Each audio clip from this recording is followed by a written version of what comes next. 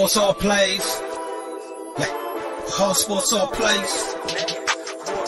All sports all plays. 365, we making up plays. You talking the game, get you to the days. We're high in the court, the dime in the lane. Variety topics, living the same. All presentation, sports information. Hitting the airways, taking the nation. All sport, all plays, they work in your faces. Grace at the field, so tie the laces.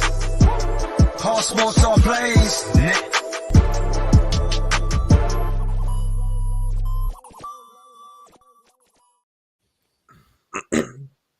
All right. What is up, everyone? Welcome to another episode of Going and Balling with the gentlemen ourselves. Of course, as always, I got Amon with me. Amon, how are you tonight, sir? I'm doing great. How about you? I'm living a dream, sir. Joe, we got Joe. Luckily, we thought for a second there we weren't going to have Joe. We just got a very cryptic message like Aaron Rodgers. He's like, going without me. Amon and I were very confused. We're like, what has happened to Joe? Okay. Joe, how are you, man? I'm doing fine. Listen, family comes first. Unless I can pass it off to somebody else, then you guys come first. Exactly. And I'll be 100% honest with y'all. If people have watched the show and you wonder why I have a mustache, I am actually playing in a very B-rated copy of Super Troopers with a website that is, in black and gold that we're not going to disclose because this is a family show. We're not going to go into that. Which I know Joe is like, that is such bullcrap. I will keep my mouth shut.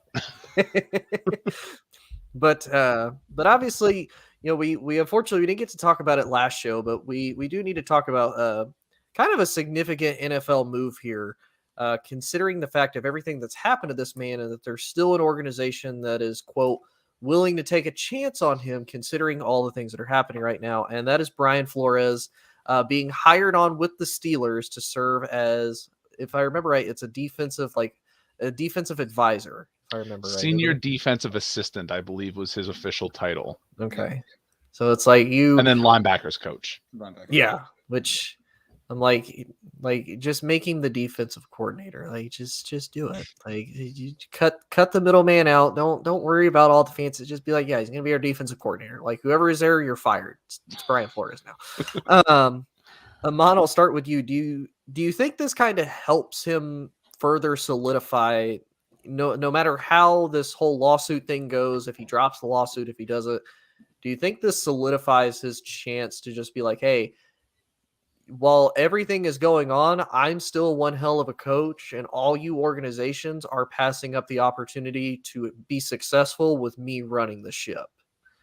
Yeah, I think absolutely. And he's keeping himself in the game. I think that's a very important part. Sometimes coaches, they leave and they get kind of stagnant. They get stuck in their old ways, and he's finding ways to continue to adapt to a new system in Pittsburgh that he hasn't been in, with new players, new personnel, new coaches. And I think the more you can learn, the better you'll be just in your overall life. And that's a rule of life, career, no matter what it is. I think Einstein had the quote, if you're not learning, you're not growing. And if you're not growing, you're just going to be stale. And that's kind of how it is in the NFL. If you're not learning, you're not growing. And if you're not growing, you're not doing anyone any good.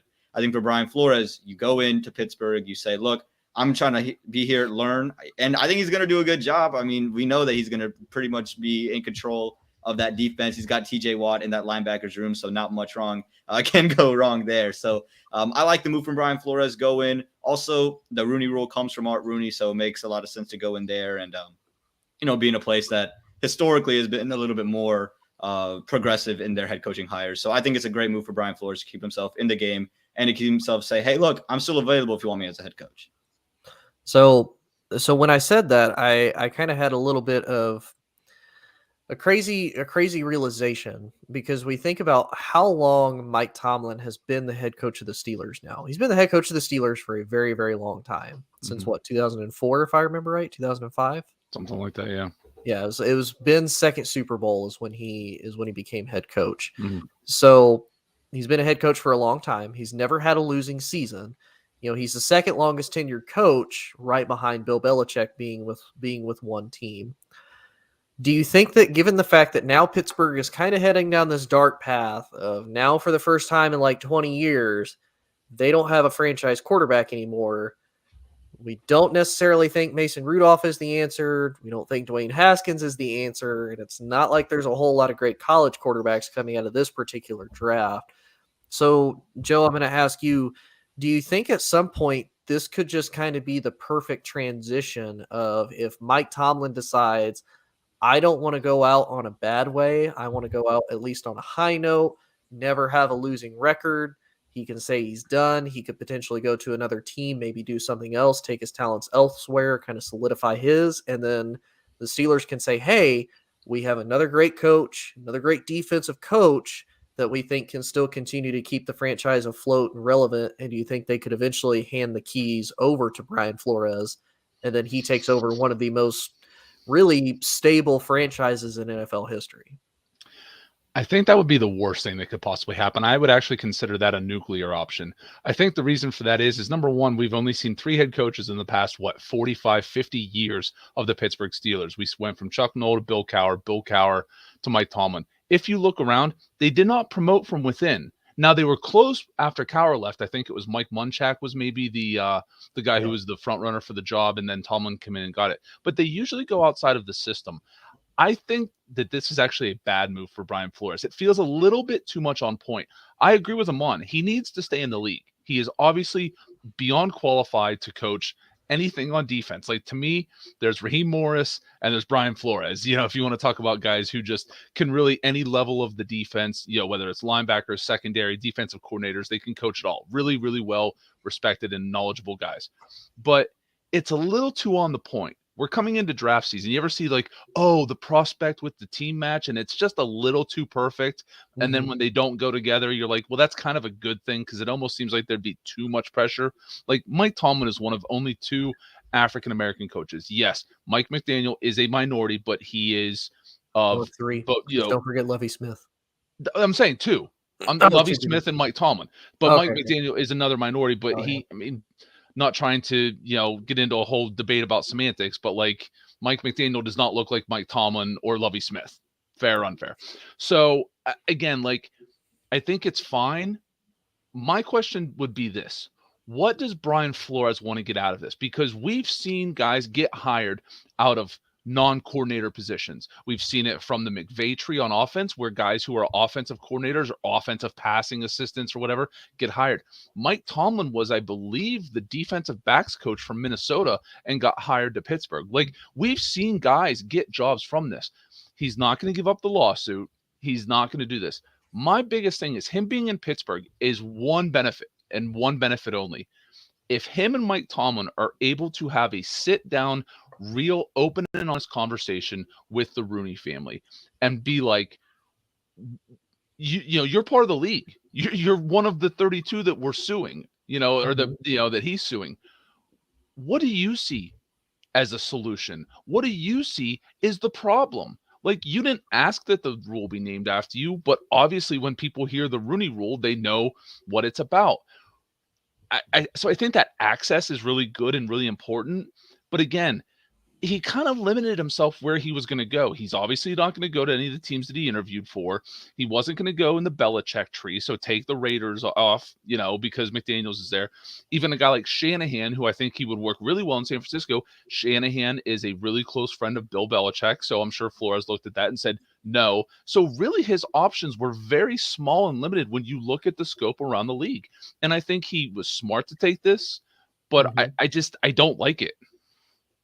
Yeah, and I kind of agree, because I kind of agree that with Amon and the fact of, I think he needed this, because I think this is where, and I don't want to dive too deep into the Colin Kaepernick thing, but I think with Kaepernick, the big thing was he started to focus more on the issue that he was trying to get awareness of, rather than trying to balance what he was doing in the league and his play, as well as the message he was trying to send. And I think he let his play start to deteriorate. Whereas had he not done that, I think he could have stayed in the league and continued to put his message, you know, somewhere at whatever team would have taken him for his services.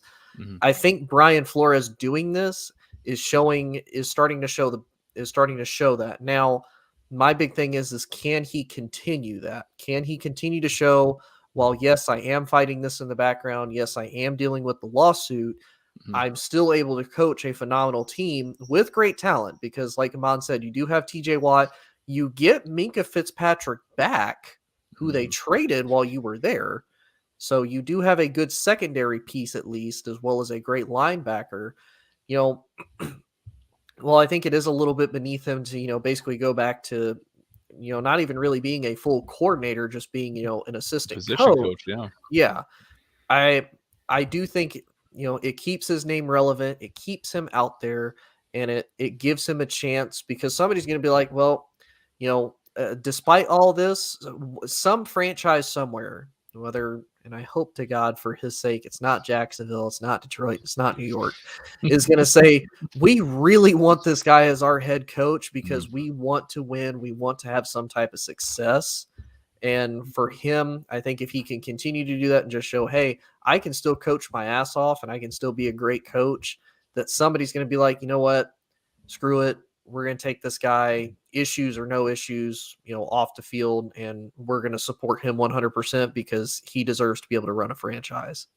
And let's not forget either, like he is as focused on the defense as anybody in the league. Like we saw the game plan that he and Belichick came up with against the Rams in the Super Bowl, but he's not above pettiness either. Don't forget when he was the coach in Miami, I believe it was Kenny Stills was wide receiver, and he was kind of in a beef with, I think, a rapper, and he was playing that rapper's music during practice.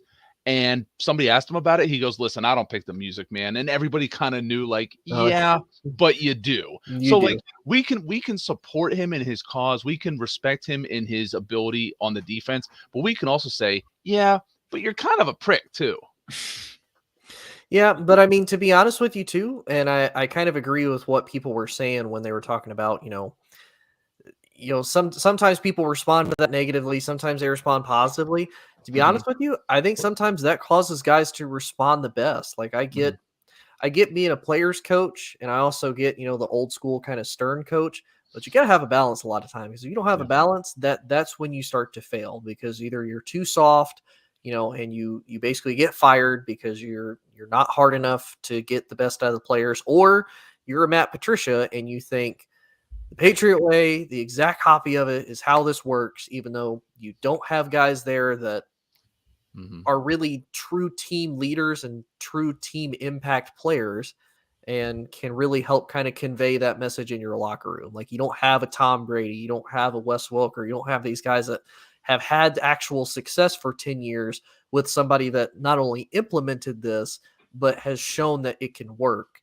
Matt Patricia is just a crappy copycat that can't work. So yeah, that to me, I would say, is my big thing. And I know Brian, and I think Brian does have a good balance of that. I just think for the whole Miami thing, on top of the extra stuff that went on, I think once he gets more of a say in what he wants, because obviously he has an eye for talent, because he said, hey, I want Justin Herbert, not Tua. If I'm a franchise, I'm going to be like, I want that guy. Speaking of Matt Patricia, somebody told me a joke a long time ago. It says Matt Patricia is what happens when Eric Mangini can't control his diabetes, which is just a really mean joke. I mean, you're not wrong, though. You're not wrong. Amon doesn't want to say anything. That is brutal. That is brutal. I mean, just think, you give Matt Patricia a few years, he gets that white beard. I'm going to start calling him Wilford Brimley. Oh my God. Because he has diabetes. He puts the D in Detroit and diabetes. So don't worry. So we'll move to college a little bit. And obviously this is something that it broke a year ago. I actually put this out on my own personal podcast and kind of gave an idea about it. So obviously Texas and Oklahoma University are joining the SEC in football and college basketball. So out of those two sports, Joe, I'll start with you. Do you think Texas or Oklahoma can potentially win either basketball or football title in the SEC? Now, that can be long-term, that can be immediate, or do you think they both made a huge mistake trying to see if they can hang with the big boys, try to, revamp their market? And do you think they're ultimately probably just going to try to go back to the Big 12 or another division at some point? Well, I think two things can be true. I think they've made a huge mistake by making this decision. We talked about it, the last show a little bit about like what's going on, who's going to be the best team with the Big 12, while also referencing this move of Texas and Oklahoma to the SEC. But here's the thing about it. again, like, it's a bad decision right now. In 5 years, how do we know that there's not going to be 3 super conferences and they would eventually ended up there anyway? How do we know that the NIL deals basically just become like a salary cap where every school is limited to a certain amount? So for right now in this, can they win a title? Sure. How do we know they can win a title? Because when we look at the final 4 schools, the final 5 schools for wish lists of football, a lot of them are Texas and Oklahoma. So we know guys are at least considering it. In basketball, let's not forget, Kevin Durant went to Texas. They have a history of success in Texas. And if you go to the SEC, which is really a powerhouse in basketball, I'm not even sure who the last SEC school to win a title is. What, Arkansas? I mean, with Kentucky. I'm sorry, Kentucky. Yeah. Kentucky. Okay, so aside from Kentucky, who's in the SEC?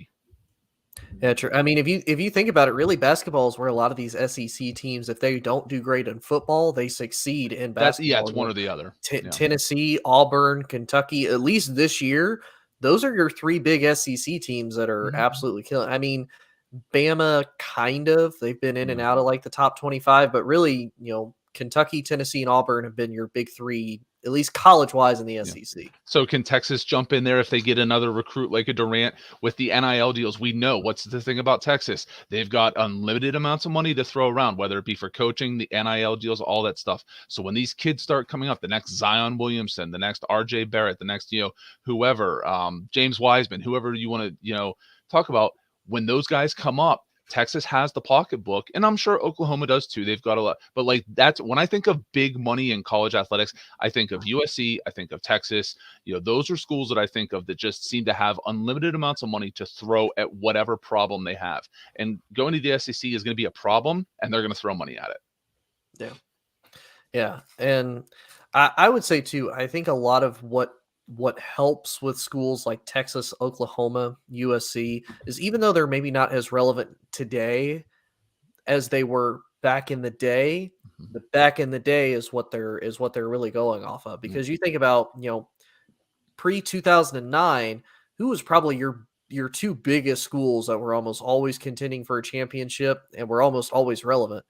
Texas and Oklahoma, because you had players like Vince Young, for football. You had, you had Earl Thomas playing for Texas. You had AP for, Oklahoma. You had Sam Bradford. Like, you had a lot of big name players coming out of this, making impacts, at least just on the football side. And then, like you said, Joe, you have Kevin Durant, at least just for Texas. I know there's a big Oklahoma name. Blake Griffin went to Oklahoma, didn't he? Blake Griffin.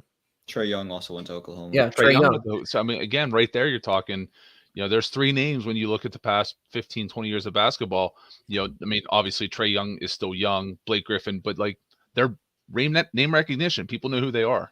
Exactly. And yeah, so to me, I think that's what they bank on a lot. Same with USC. I mean, you look at all the players that are coming to USC: Reggie Bush, Matt Leinart, Carson Palmer, and those are just, I don't really want to say recent names, but I mean, they're probably the names that either had the most college success or had the most NFL success. Keyshawn Johnson was on the cover of Sports Illustrated with the big number 1, going to USC. Like, and I mean, even though we probably think he's a bust, Sam Darnold came from USC, and I mean, he was a top draft pick, a few years ago. Juju Smith-Schuster came from USC. Yeah, Juju. So, Amon, do you think that out of these 2 teams right now, and to me, I feel like Oklahoma took the biggest hit because they lost Lincoln Riley, which was a big attraction name, and then you have all these 5-star athletes decommitting from Oklahoma and going to USC. Which school do you think makes an immediate impact right now as is? In the football world, can I say none of the above? I don't think there's really a team that's going to make a splash. Again, I don't know what Quinn Ewers is going to translate into in college football, but I know he's not going to turn Texas football around just like that.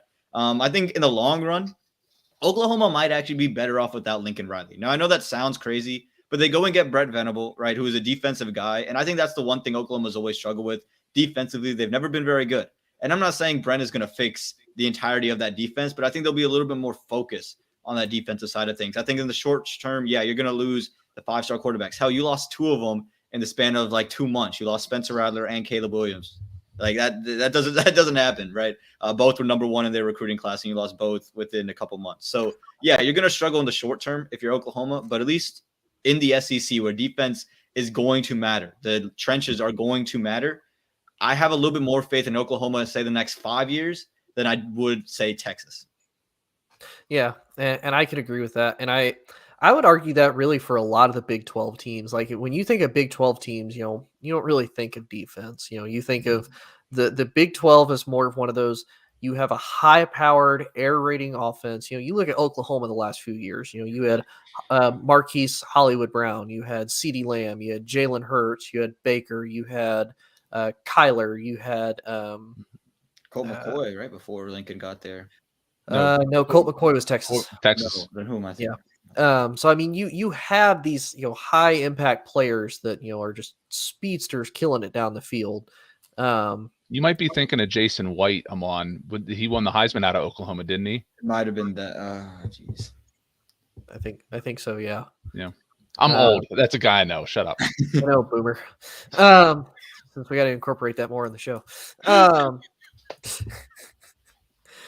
Yeah. To me, I think Oklahoma in the short term, but I'm actually going to go the opposite. I think Texas for the long term.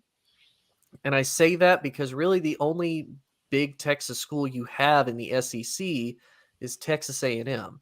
Now, to Texas A&M's defense, they are actually pretty consistent. And I think that's because, if you're a college recruit, and especially if you want to stay close to home now that, there's the internet, you have Instagram, you have more options to go to these different schools. It's like, if I want to stay close to home, if I'm in Texas and I want to go, but I want to compete in like basically a mini NFL, I want to go to the SEC. So I'm going to go to Texas A&M. And I think Texas could actually hurt them a little bit because now you have two options. You can go to Texas A&M, which is kind of up and down, or you can go to Texas, which, like Joe said, you're going to have a crap ton of money. You're going to have some of the best facilities, and it's a big brand name. It's going to be out there. Everybody knows Texas. Everybody knows, Hook 'em Horns. Everybody knows Longhorn name.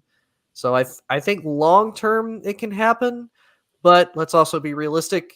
Until Nick Saban either dies or retires, the SEC is just Alabama's play toy. Unfortunately, that's just the realism of the game. Is it's just Alabama's play toy. Unfortunately, you were talking about the Big 12 and basically the way that they're designed, and it made me think of two video games that were very different in the way that the NFL was portrayed. One was NFL 2K, if you can remember that. That was kind of the last really competitor with Madden. They were actually outselling Madden for a period of time, but they were an offensive-driven game. Like there are things like you could literally throw for 10,000 yards in a season because that was the way the game was designed. So that was the Big 12. And then NFL Blitz reminds me of the SEC, where it's just literally defense, and once in a while you're going to get a big play. Like they're just two vastly different conferences. And I think that Texas never seemed to fit into the modern Big 12. They just always felt like an SEC team. They didn't feel like a good SEC team, but they felt like an SEC team. And Oklahoma is the embodiment of the Big 12. So I don't know what they think they're doing. Like, I don't know. And I would almost say it's kind of surprising too that, the two schools that are probably one of the biggest rivalries in college football is like, hey, you know what we should do together? We should go to a harder conference together. Like, who needs the Big 12? And, I guess Oklahoma would almost be like the big brother, and you've got Texas. It's like, yeah, let's go. And okay. You sure? I guess you can come with me. You didn't really do great here, but okay. Like that's kind of how I pictured that conversation in my head. It's just, okay, Texas, if you want. Texas is literally Matthew McConaughey from Dazed and Confused. You know what I like about these universities? I keep getting worse and they keep staying the same way. All right. Like, yeah, that's exactly what that reminds me of. Amon's like, I don't know that movie. I don't know that movie. I know all right, but I don't know that movie. I'm gonna be honest. Come on, Amon. Now you're making me feel old, man. Like, Like I just turned 27, Amon. You can't be making. You're talking about pre-2009. Again, I don't remember a time where Texas or USC were good. Like I remember a KD a couple years ago when they went to Brooklyn, or like I don't remember when the Knicks were good. It's like I don't remember when Texas or USC were good.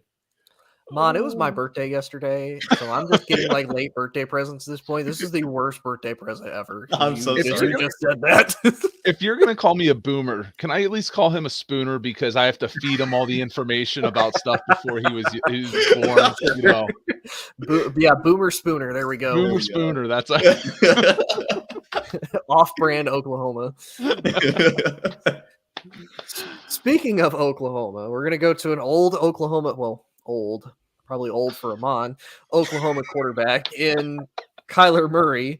Do you think he should get extended? Because he obviously had this weird thing. He's like, I'm going to unfollow Arizona. I'm going to remove all my photos. But then, no, Arizona, I'm completely committed to you. I want to be paid my third year of my rookie contract. I want big money. I can be the leader of this franchise. And then sends him this really long, detailed explanation of why he deserves to be paid. And Arizona hasn't responded, and it's been a week. So, Joe, I'll start with you. Should they even keep Kyler, or should they move on? Now, the other thing is, so they've extended Cliff Kingsbury to 2027. And Steve Keim, the GM, yeah. And Cliff and Kyler both have the same agent. So,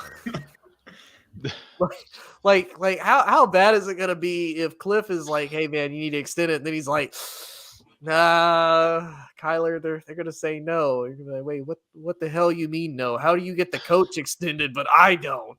Let's just say they're not going to be exchanging pleasantries in the agent's office for the next couple of months. Listen, this is such a Spooner story. This is something like, oh, I'm going to unfollow them on all the social media. Oh, I'm going to put out a release by my agent saying the two things I want most are to be an Arizona Cardinal long-term and to win the Super Bowl. Just once, I'd like to see an NFL quarterback come out and be like, you know what? I want to get rich and screw the rest of y'all, which is basically what Aaron Rodgers has tattooed on his forehead. But I know, I already got the Rodgers digging, but listen, it comes down to this. In the last 10 years, there have been 6 quarterbacks who, after their third year, were extended for long-term. Those quarterbacks, Patrick Mahomes, Josh Allen, Deshaun Watson, Ryan Tannehill. It's escaping me now. It was Ryan Tannehill. Jared Goff and Carson Wentz. So you really have a 50-50 shot with this. The question Arizona has to ask themselves is, does he have the upside of a Josh Allen, Patrick Mahomes, Deshaun Watson, aside from the legal trouble, or is he Jared Goff, Carson Wentz, or Ryan Tannehill in Miami? He falls apart at the end of the season. I shouldn't say he does. The team does. Cliff Kingsbury does in his play calling. The defense does. The offense does. Now, part of it's injuries. Part of it is bad luck. He looked like a lost puppy in the playoff game. He looked like he forgot how to play football. I came up with a contract extension that if I'm the Arizona Cardinals, and I'll put this out there to you guys, and then you can take with it as you wish. If I'm Arizona, I call him, I call his agent and say, listen, I have one offer for you. We're not talking about a contract extension until next year. You can take this or leave this. This is the deal. 6 years, $225 million, between 105 and 115 in guarantees, and we'll give you $70 million up front within the first year of signing.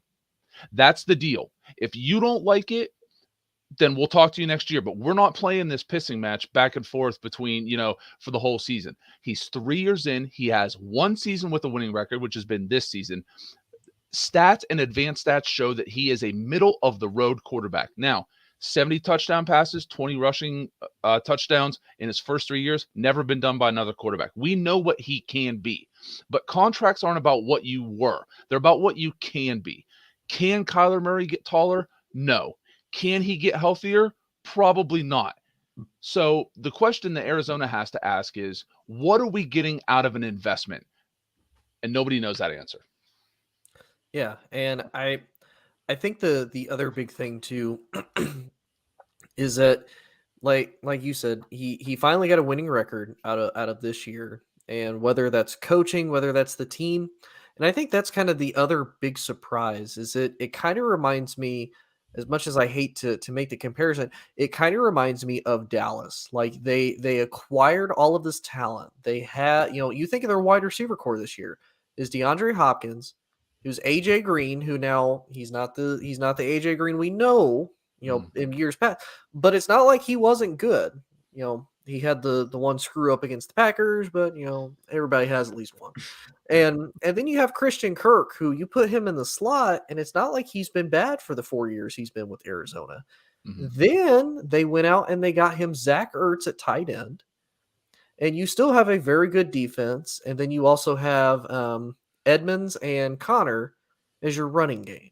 Now, offensive line, they retooled a little bit. They got Rodney Hudson. I think they got another offensive lineman. I can't remember the name off the top of my head. I think they did. No, they did. They got a couple off. Rodney Hudson was the big one, but they got a couple guys. So I mean, you think about it. To me, it's like, okay, they gave Kyler the tools to be better, and that's part of why they won. And so it's like, okay, we've seen the more talent you give him, the better he can do. And like Joe said, 70 passing touchdowns, 20 rushing. But the big thing is injuries. I think unfortunately Kyler may or may not fall a little bit victim to what happened to RG3.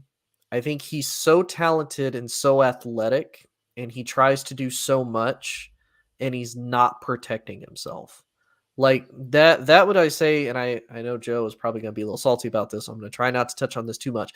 I would say that is the one success that Russ has had, is given the fact that Russ is a mobile quarterback. And Joe, you can probably admit this. This is really the first year we've seen Russ be hurt. Mm-hmm.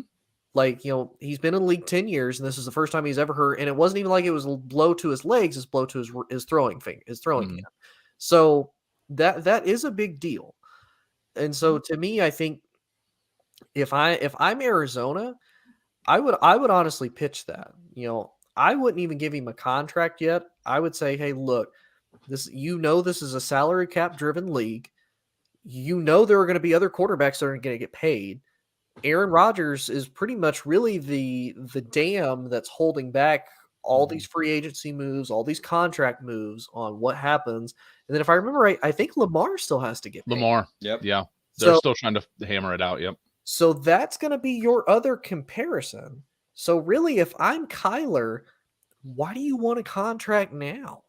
Like, wait until those are settled, because you see what Patrick Mahomes got, you see what Dak got, you see what you see what the market is going to be for you. The number is going to continue to grow. You're going to get your money. Whether or not it's from Arizona or not, that's an entirely different story. They may not. But you could potentially go to another team, even if, say, it's Washington. So hypothetically, say Washington is able to, trade for Aaron Rodgers.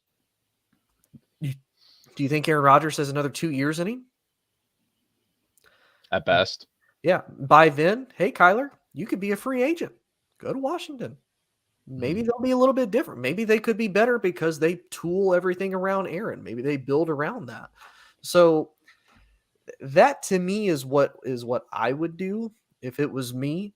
And Amon, I feel like I almost cut you off on this because I didn't even give you a chance on this one. Do you think that there's a ceiling on Kyler? Do you think that there comes a point where Arizona's only ever going to be able to do so much? Because you got to think about it. You give somebody DeAndre Hopkins and you can't succeed with him. That to me is kind of a red flag. You give him a better offensive line, and it's not like Arizona has, in the last 3 or 4 years has had a terrible defense. So that's kind of my second red flag. So do you think that Arizona should move on from him and maybe try something else? Absolutely not. Are we kidding ourselves? Look, Kyler, is he Patrick Mahomes? No. But is he the other quarterbacks that the Cardinals have drafted in the first round, a.k.a. Jake Plummer, a.k.a. Matt Leinart, a.k.a. Josh Rosen? No. Look, if he wants to go get his money in a long-term deal, how about we do the Patrick Mahomes contract? Don't give him $500 million, but lay it out so his first 2 years are very team-friendly. He's making less than $30 million, and you can extend him for, say, 8 years, and then his contract starts to kick in after this 2 to 3 year window that you have with DeAndre Hopkins, with Christian Kirk, with A.J. Green, and J.J. Watt and company. If that's what you want to do, you do it. But he's going to get his money. And I think to Tony's point, I think Kyler's pushing now because he sees what happened with Lamar. Lamar got hurt twice in this 5 years that he's been with Baltimore. And I think that's going to hurt. Should it or should it not? Fair or unfair? It could hurt Lamar Jackson. And he's saying, what if I get hurt again? And what if it's not just something I miss 2 games for? What if something I miss a year for? How much does my bottom line get affected now? I wanted to lock myself up. Kyler Murray, I think we know doesn't have this ceiling where of Dak Prescott. I think with Dak Prescott, there's only so much you can do with Dak. I think Kyler exceeds it. I think he has a better arm. I think he's more mobile. And I do think he's played better than Dak has really since his rookie year. And you also play in the NFC West. The division is not getting easier, right? You still have to deal with the Rams. They're going to have Matthew Stafford. If Trey Lance is the future, he's going to be there. If it's Jimmy Garoppolo for another year, you're still going to deal with the Niners, no matter who the quarterback is. The Seahawks, if they keep Russell Wilson, you're still going to be there. You have your window of, say, 2 years. If he wants to really be locked up and doesn't really care about the money right now, you can say, hey, look, we'll give you this Mahomes-like deal. You could do what Joe said. Here's 225 laid out over 8 years. These first 2 years are going to be team-friendly. They're going to be, 29 million, 28 million, and then you'll see your $35 to $40 million spread out for the next however long. Mm-hmm. The biggest issue with all of this, and it's the one that we don't want to talk about, but we always talk about, it's his size and his injuries. And it's unfair because we don't talk about big quarterbacks that way. We laud guys like Ben Roethlisberger who played hurt because he was big. We laud guys like Josh Allen who run down the field and take huge hits from linebackers. But anytime Kyler scrambles, people say, well, that's why you got to worry. That's why you got to worry about Lamar. That's why you got to worry about these guys. And it's an unfair thing, but it's true. Like, I'm sorry, the NFL is a league of uncomfortable truths. And the uncomfortable truth with Kyler Murray is if he is healthy and you can guarantee his health, there's probably not 5 quarterbacks in the league that you would take over him. There just isn't. Age, everything. There just isn't. But the problem is we live in an imperfect world. Sorry to break that to you, Tony. I know you usually, you're very optimistic about things, but I hate to break it to you, but we live in an imperfect world, and the NFL is an imperfect league. And Kyler Murray, like it or not, is an imperfect quarterback. And the question is always comes down to value.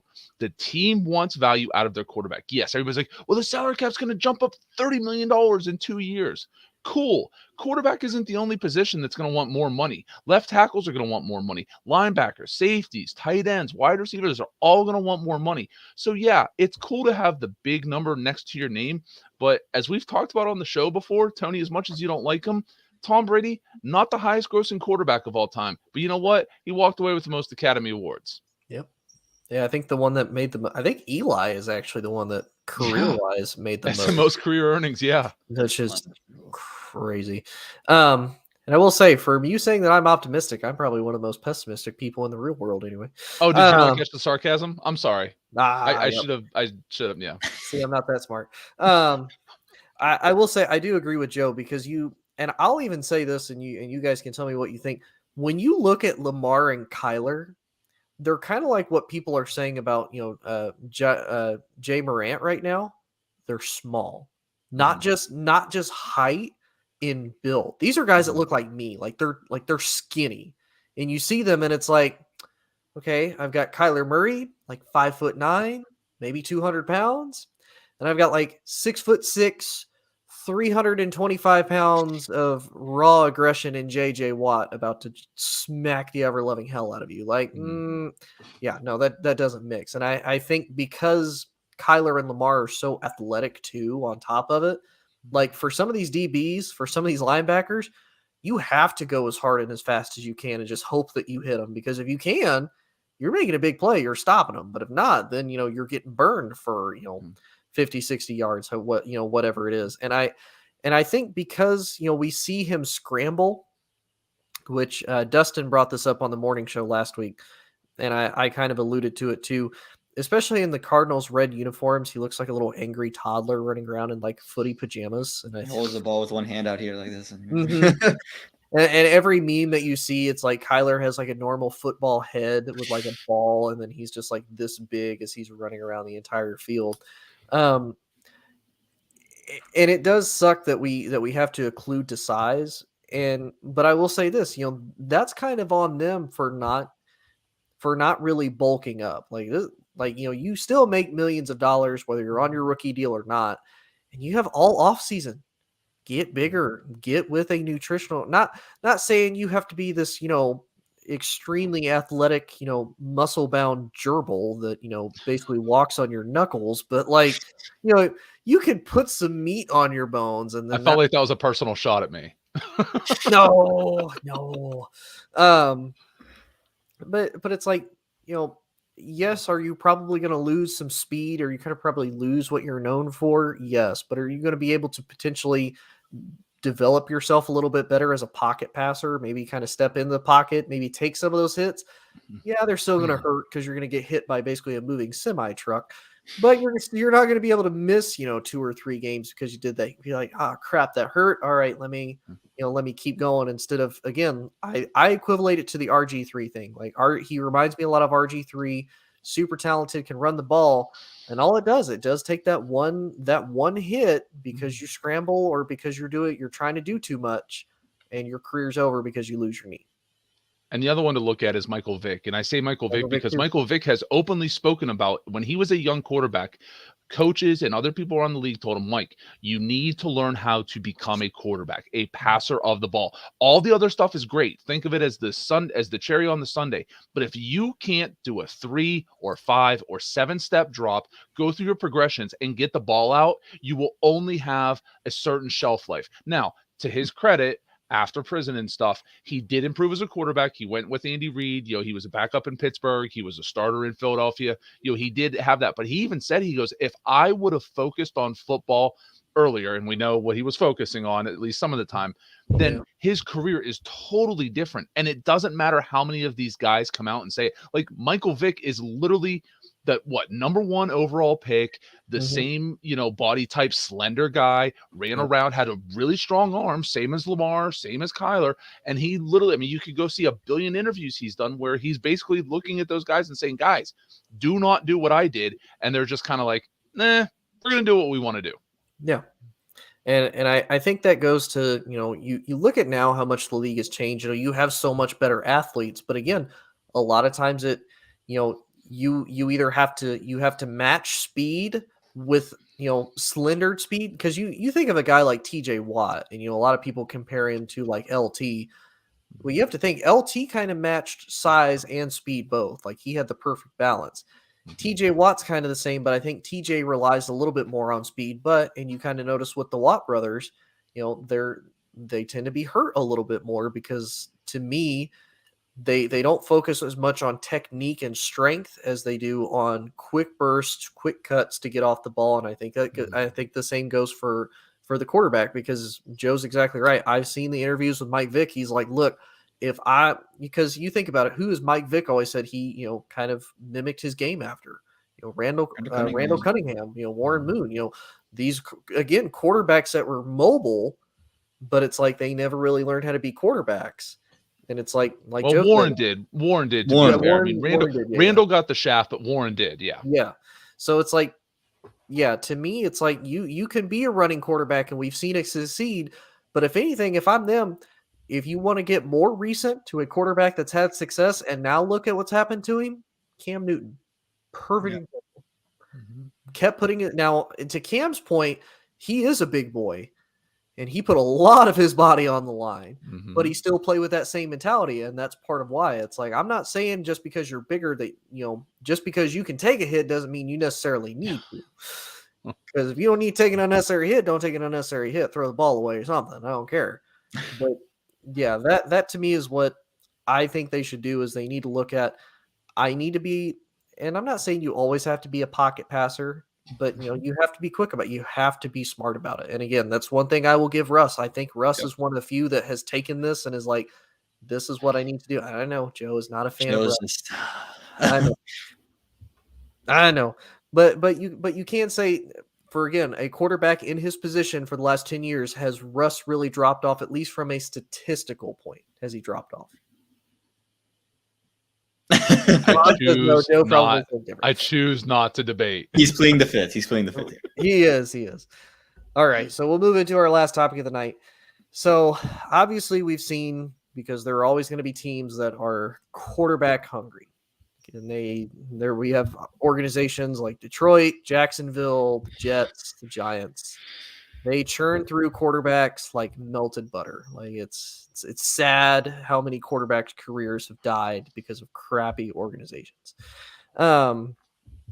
So here's the list of the 2022 NFL Combine quarterbacks, and quarterbacks are going to be available in the draft.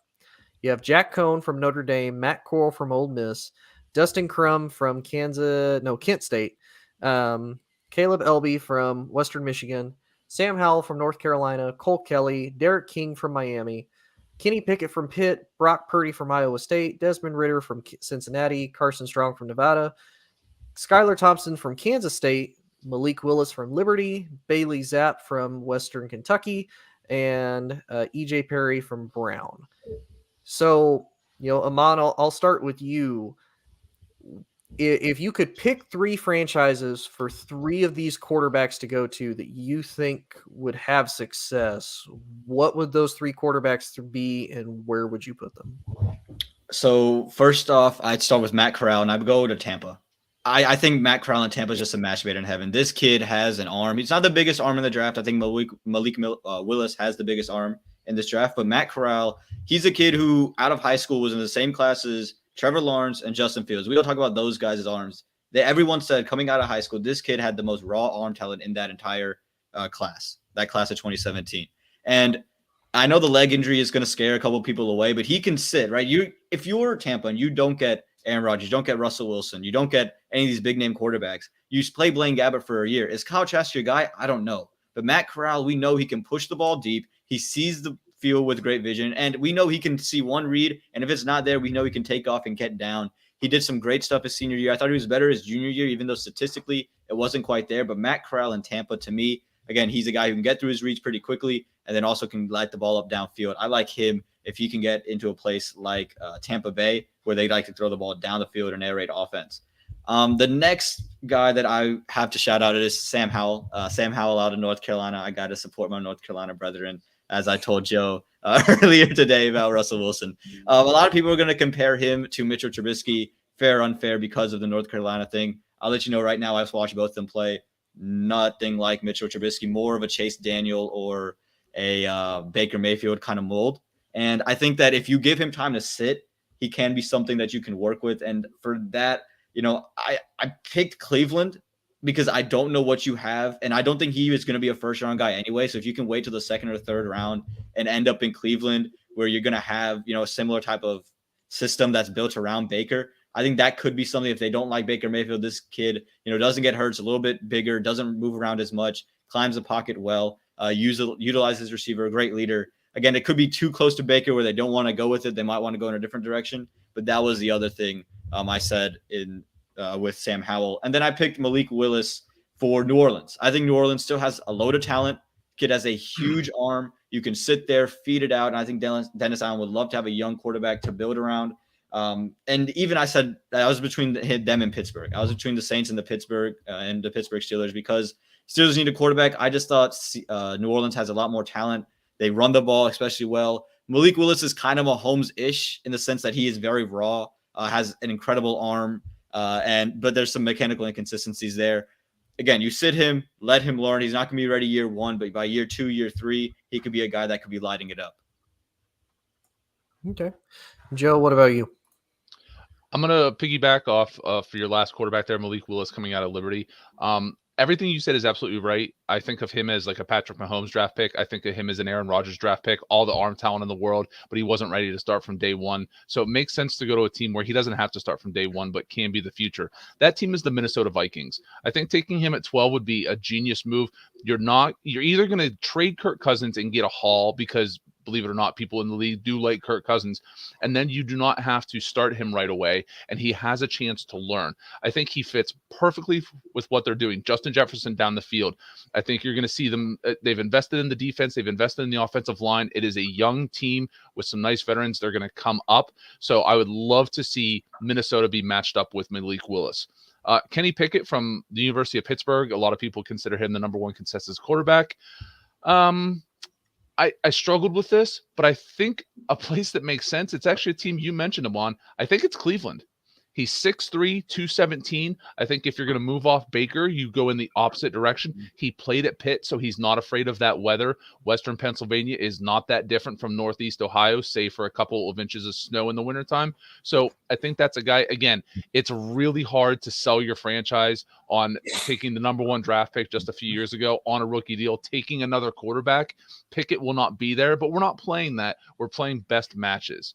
And for me, the third one is Derek King. I asked about him earlier in the chat because he was a guy I kind of remember people talking about, and then all of a sudden nothing. And you guys had kind of informed me on that. So to me, he should go to a team with a veteran quarterback, somebody who isn't necessarily solid in their starting position and can learn, kind of that Dak Prescott mold or that Kirk Cousins mold where they come in and they're not going to be the number 1 guy, but if they have to come in relief, they've got kind of this moxie about them. The team for me is the Detroit Lions. Jared Goff is not the starter. There's not talks about Jared Goff, getting replaced in 2022. Like, they're not going to take a quarterback. What are they? Number 2 pick in the draft. Like, they're probably going to take Hutchinson. They're probably going to take an offensive lineman. So to me, I put King in Detroit. Is the perfect evolution of beard growth. It is really. But again, I put him in Detroit because guess what? You know what bad cities, bad teams love? They love the backup quarterback. Mm-hmm. You're going to sell yourself on King. Hey, he played at Alabama. Hey, if he wouldn't have gotten hurt, Miami really could have done something. Hey, if he can just get in there, he can really do something. The city will fall in love with him within 1 year. So I think King to Detroit makes a lot of sense too. Okay.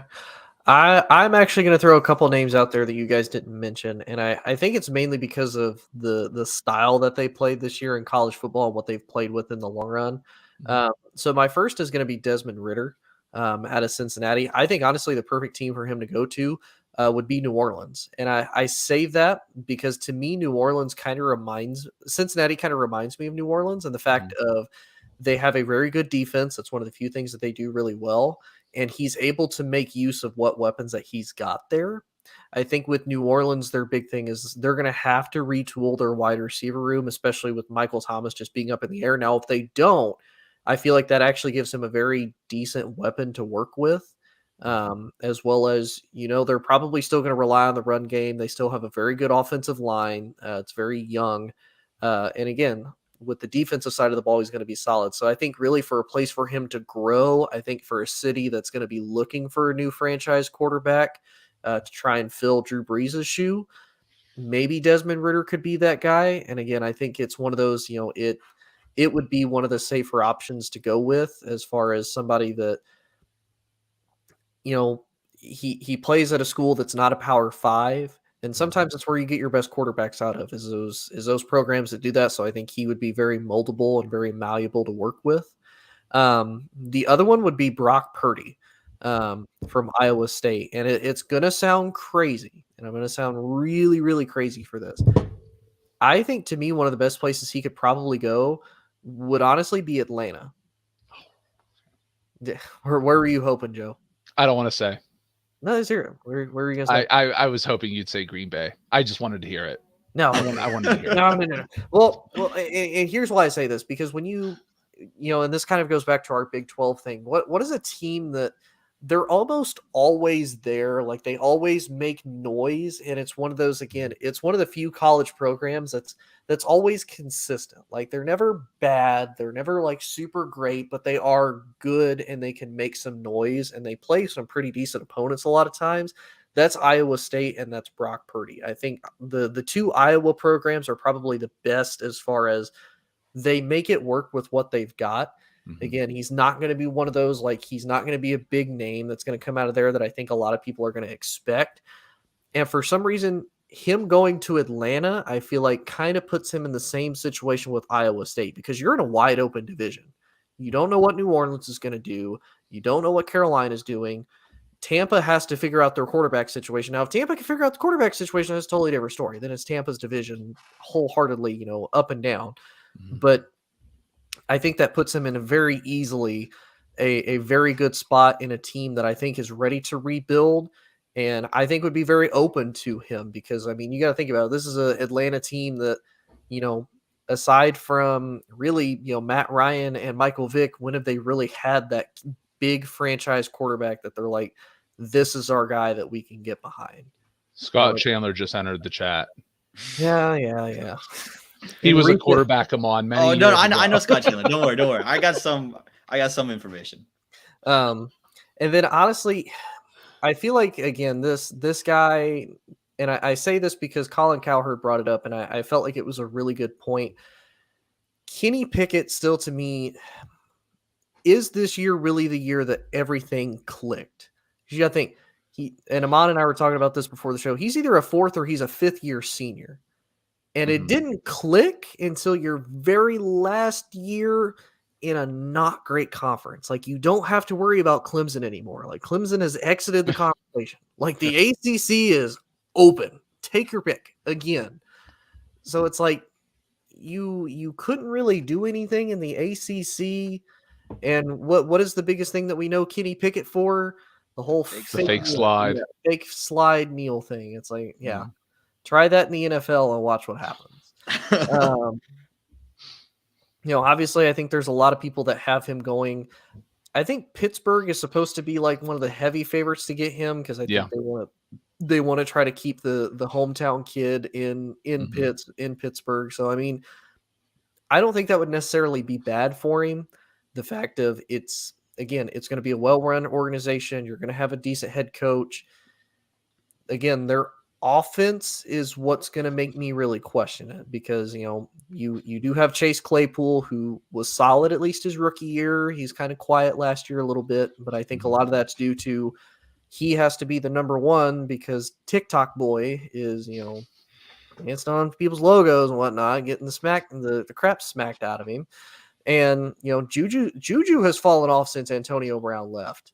Like somebody pointed it out. It's like he hasn't had a single 100-yard receiving game since Antonio Brown left. No. And I think that speaks volumes to the impact that Antonio Brown makes as compared to him. I can give y'all 2 people that I know aren't going to do well in the NFL. That's Skyler Thompson. And one for sure is Jack Cohn. My goodness, if nobody watches college football, I watched this kid at Wisconsin. He was garbage. And then for whatever reason, Notre Dame was like, we need a quarterback. Jack, come on in. And then what's he do? Gets benched in the middle of the season because he's hot garbage. So it's like, you actually know what, Jack Cohn, you know what? No, I'm wrong. Go to Detroit. Go be the next franchise quarterback for Detroit. Go battle with your other half in Jared Goff. You'll be perfect. Like Jack Cohn sounds like the name of a detective on the new show CSI Albuquerque. I could see that, or I could even see like a detective on like Law and Order SVU. It's like, Detective Jack Cohn. Yeah. Awesome. Yeah. I mean, Yoel just typed in, Pickett has a good pedigree, but I'm not sure he's a first-round draft pick. That's the thing. I've read so much stuff online that are like, listen, we've graded these guys out. There's not a quarterback above the 3rd round. Nope. But that doesn't mean that we're not going to see 4 first-round quarterbacks. Like, I guarantee you Carolina will take a quarterback at 12. Like, that's the crazy part. They'll probably reach for one at 12. Like that's it's absolutely insane. And it also goes to show like how inexact all this is because last year we talked about these quarterbacks, like Denver should have taken a quarterback. Carolina should have taken a quarterback. Carolina takes JC Horn, Denver takes Patrick Surtain Jr., and then we see Justin Fields go after him, Mac Jones go after him, all this stuff. And now wouldn't Denver and Carolina really like to have Mac Jones and Justin Fields? Like, of course they would, but that's not the way that it works. So now you have this bad quarterback class where you again have high draft picks, but guess what? Now you're left with, as Tony said, hot garbage. Yeah, and that was probably the thing that surprised me. Even as a Cowboys fan, like I'm not upset that we got Micah Parsons because thankfully he ended up actually panning out, at least his rookie year. I hope that continues because Jalen Smith panned out for the first year and then that went to crap. With Vander Esch. So it's like I hope Micah pans out. But yeah, it's like when I saw Carolina take JC Horn, I was like, okay, that kind of makes sense because, they have a lot of the young pieces on defense. They have Jeremy Chin. They had Hassan Reddick. They had Brian Burns. I'm like, okay, they're trying to show we are going to be a defensive team first. I'm like, I can 1,000% get behind that. Get you a young corner to lock down. I can respect that. And then, Denver comes up and I'm like, okay, Denver's obviously going to take a quarterback. Like this is where we see Justin Fields go. Yeah. This is where we see Mac Jones go. And it's like they're going to take Patrick Surtain. As a Cowboys fan, I'm like, but why? Like Dallas was going to do that. Like he knew Dallas was going to do that. That's why they took it. Probably, yeah. It's like screw Dallas. But I'm like, but that's not really a position that you guys need. Like you guys have shown, you guys have either a decent enough cornerbacks coach or just a decent enough, turnaround in coaching that you can teach people how to be a cornerback. Like, you've had great corners come through there. You had Aqib Talib. You had TJ Ward. Yeah. I mean, I think the reason for Denver I understood it afterwards because if you saw him, like he obviously looks like a number one corner. And we know that the NFL, especially in the AFC West, when you're going against Herbert and Mahomes and Carr and these guys who throw, you need cornerbacks. It's the same thing in the NBA where they're like, we just need centers. We need bodies to throw at, Giannis and all this. It's like, okay, we just need cornerbacks to throw at pass catchers. We don't care if he's going to cover Kelsey or Hardman or Hill or whoever. We just need somebody. Yeah, and you can't have Drew Lock back there throwing for you either. You got to find him. You got to find. Well, that's the other thing. Well, and again, that's where it's like, if you look at the drafts, like how many drafts has there ever been where you're like, there's not really a whole lot of good corners in here. Like not saying there's these all pro all stars like Patrick Surtain. Like he really is one of those few. Like he for sure he's a number one corner when you see him. But it's like. Yeah, and that's great, but you can find a lot of those, or you can find guys that are like decent enough to be able to compete. Obviously, you can't find a quarterback like that because you literally find John Elway finds the tallest broom, and he's like, I like it because it's tall. That's my starting quarterback. I think, really, John, you haven't had a quarterback since yourself and Peyton Manning. You haven't had one. John, that guy looks like a mop. I know. I like it. Yeah. Anthony, you said 4 QBs might come out of the first round, but who are the 4? So I think we're all in kind of general consensus. Kenny Pickett, Malik Willis are definitely going to probably be your top 2 quarterbacks that come out. I keep hearing about Sam Howell. I think Matt Corral would be the other one. Corral is probably the 3rd. And we might see 5. I mean, we saw Baltimore trade back into the 1st to get Lamar Jackson. You're telling me a team like think about it. Cincinnati's at 31. Who would have thought Cincinnati's at 31? If a quarterback is sitting there and they don't want to wait for day 2, we know that they need players. We know they need cheap assets. Why wouldn't Cincinnati trade out of the back end of the 1st round? If Desmond Ridder is sitting there and somebody likes him, something like that, why wouldn't a team trade up with him? So, I mean, you could see some action in the back half of the 1st round where one of these quarterbacks, we could see 5. And honestly, you could even see a team too that says, hey, we don't need a starting quarterback, we need a backup quarterback. We're all about, you take the Rams, for example. Say they're like, hey, Matt is older. Like we knew what we were getting with Matt. Yeah, we need to potentially be prepared for the future. We got a 2nd round pick. These guys are still going to be on the board. We'll draft him. Let's not forget Joe Flacco was the quarterback for the Ravens whenever Lamar Jackson was taken. It's not out of the realm of possibility. Again, we talked about Detroit. Why wouldn't Detroit, instead of waiting, for the 2nd round, why wouldn't they trade up a few picks to go get a quarterback to possibly replace Jared Goff? And especially because they have 2 and they're sitting there at 32, they might be like, hey, we can trade up. We got a 1st round pick we can give you, and we still have the number 2 overall pick. So we can get our guy that we want. Anything else is just extra bonus at this point. Exactly. Because they also have the Rams picks to negotiate with too. It's going to be a madhouse of quarterbacks. There's so many reaches are going to happen. I mean, and if we're looking at it objectively, 2nd round is probably where you're looking at most of these guys falling in any other draft class, if that. But you're going to see it's going to be chaos. And I think. Go ahead. Sorry, Tony. Yeah, sorry. And I think that's kind of the bad part about the NFL now. Like, how much people are just really trying to find that next franchise guy, because you think about it, back in the day, these guys would be, with like the 78th pick, the Steelers select Kenny Pickett out of Pitt, and everybody be like, okay, this is actually a solid pick. Like, he can learn, maybe if, it works out in preseason or camp, he could potentially be your first starter, like that type of thing. And I think now people are so focused on, well, we have to get the quarterback situation right. yes, but I kind of like the old school mentality of have pieces built, like get an offensive line fix. Like, look, we can have the quarterback all we want, but if it's like Joe Burrow and he's getting hit every 10 seconds, it's not worth it. Not many guys built like Joe Burrow, to survive 50 sacks. And honestly, take the Colts, for example. Like, yes, you went out and got Andrew Luck. That was an extremely smart pick. I'm not going to doubt that at all. But you didn't do anything to build around him or be prepared for him. Like, and that to me is the mistake. Yeah, I think and I know we're running over here, but I think one of the biggest things is we've seen everybody talks about Patrick Mahomes. Like Patrick Mahomes is going to rule the AFC. Listen, we've learned one thing through the history of football, especially modern football, which I consider since basically 2000.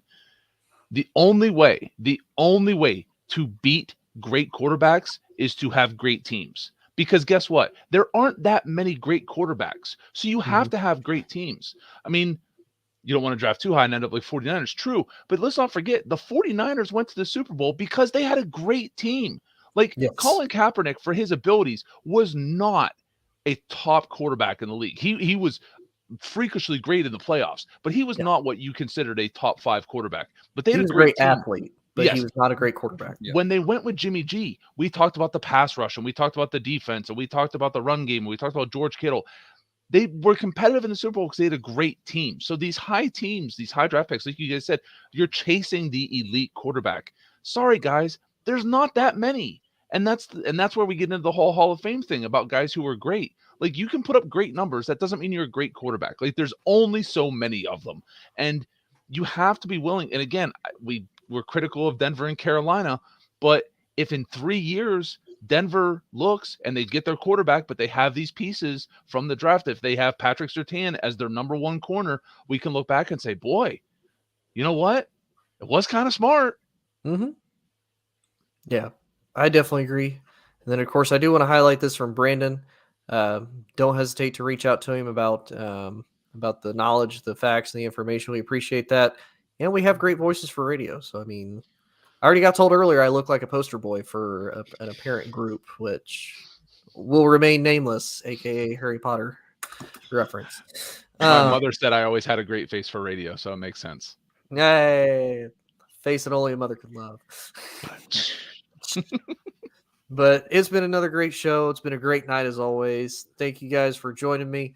Thank you guys to everybody that commented, everybody that listened. Please like, share, and subscribe to us. We're on Facebook, we're on YouTube, Twitch, Twitter.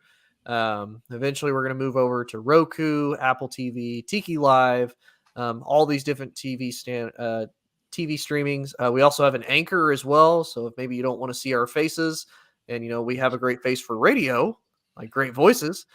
We do have an Anchor account as well. So you can catch us on Spotify. You can catch us on pretty much every podcasting platform that you can think of. But again, Amon, thank you for joining me. Definitely appreciate it. Joe, thank you as always. Glad you could make it. Again, Amon and I were really worried. You were just reaching as you're slowly fading away in the background. Just save yourself. Just go on without me. We're really worried. And then, like I said, you'll catch me in the B-rated version of Super Troopers here, in a few weeks. The film will come out. So you guys' mustaches are really adorable. I remember when I first went through puberty. Hey, in my defense, work says I can't grow anymore. Okay. My genetics say I can't, so that's my excuse. You've got that luscious mane, Amon. You're winning in life, Mutt. But okay, you're winning. Look, Amon can have the long hair. You can have the beard. I have the childlike face that religion loves. So it's fine. But everybody have a great night, though. It's been another great show. Catch us again next week on Wednesday nights. And y'all have a good night. If I can find what I'm looking for. All sports, all plays. Yeah. All sports, all plays. All sports, all plays. 365, we making up plays. We talking the game, get you through the days. We're high in the court, the dime in the lane. Variety, topics, living the same. All presentation, sports information. In the airways, taking the nation. All sport, all plays, like working your faces. Grace at the field, so tie the laces. All sports, all plays.